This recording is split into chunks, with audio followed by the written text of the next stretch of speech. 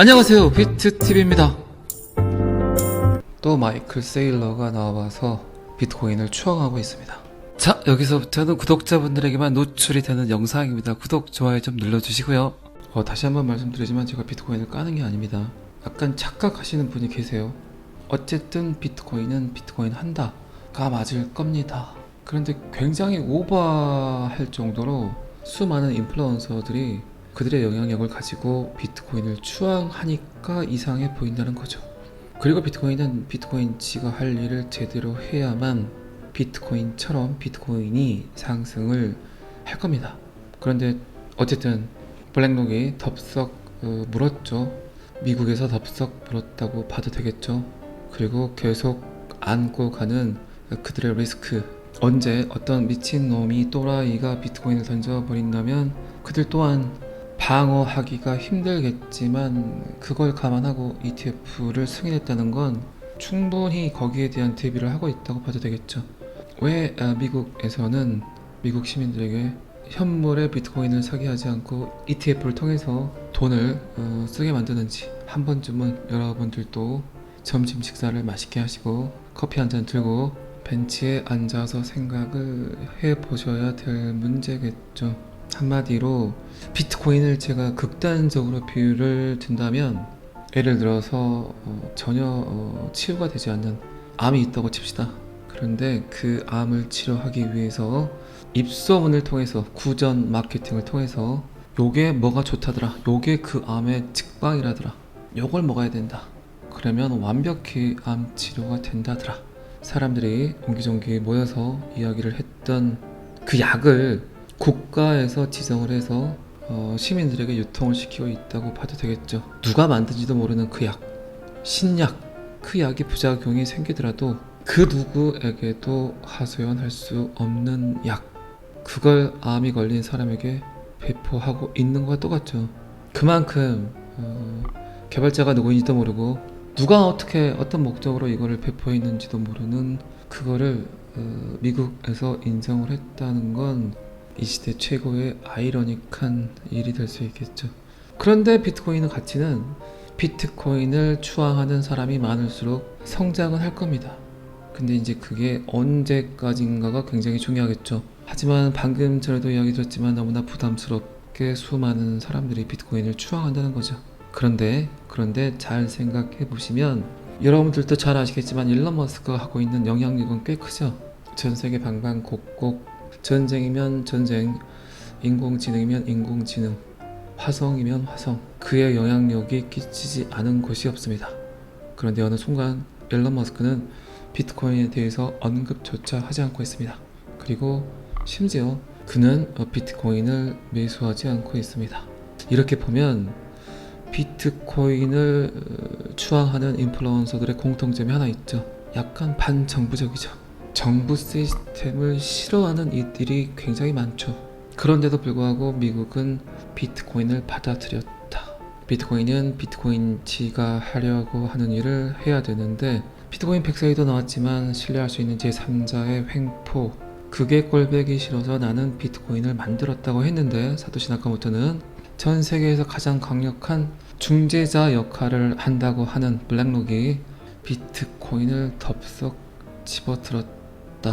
도대체 그렇다면 이 비트코인은 어떻게 하려고 하고 있을까? 제가 사토시 나카모토라면 좀 기분이 나쁠 것 같기도 하지만, 사토시 나카모토 정체가 개인이 아닌 집단, 단체, 아니면 특정 국가의 정부라면 어떻게 될까요? 그리고 어쨌든 인류는 요거 보시면 아시겠지만 CBDC를 받아들이려고 하고 있습니다. 여러분들이 지금 당장 인터넷이 없더라도 살 수 있다면 CBDC는 굳이 여러분들 스마트폰 안으로 들어올 필요는 없겠죠. 그런데 하지만 어쨌든 여러분들이 여러분들 삶 속에서 인터넷을 배제하는 게, 무시하는 게 힘들다면 CBDC는 너무나 자연스럽게 다가오는 하나의 도구가 되겠죠. 저는 최근 여러 번 그런 이야기를 했죠. 이 길의 끝이 무엇인가, 암호화폐의 끝이 무엇인가, 도대체 비트코인이 뭐길래 어떤 놈이 비트코인을 2009년 오픈했을까? 곰곰이 그렇게 생각을 하다 보니까 이제부터는 항상 여러분들 느끼시는 거지만 저의 내피셜이라는 거 아시죠? 저 혼자만 그런 생각을 하고 있어요. 너무 제 말에 현혹되지 마세요. 결국 그들이 비트코인을 오픈시킨 건 CBDC가 아닌가. 그 마지막 최종 종착지가 디지털 커런시가 아닌가. 그렇다면 비트코인이 과연 그 일을 할 수 있을까? 그건 아닌 것 같다. 비트코인을 10,000번 정도 업그레이드를 해야만 그 일이 가능할 것 같은데 지금 표면상으로는 그 일을 할 수 있는 놈이 XRP 리플이다. 그리고 드라마틱하게도 스테이블 코인 출시를 오픈을 했고, 분명 스테이블 출시 뒤에는 배후에는 미국이 있다는 걸 저 말고도 굉장히 많은 사람들이 예측을 하고 있고, 그리고 미국에서 인정하는 전 세계 최초의 암호화폐가 곧 출시가 될 것 같고, 리플은 현재 10개국 정부와 CBDC 개발 협력을 하고 있다고 하고, 설마 피트TV 생각대로 암호화폐의 끝, 비트코인의 끝, XRP의 끝은 CBDC가 아닐까라는 생각을 할 수도 있겠죠.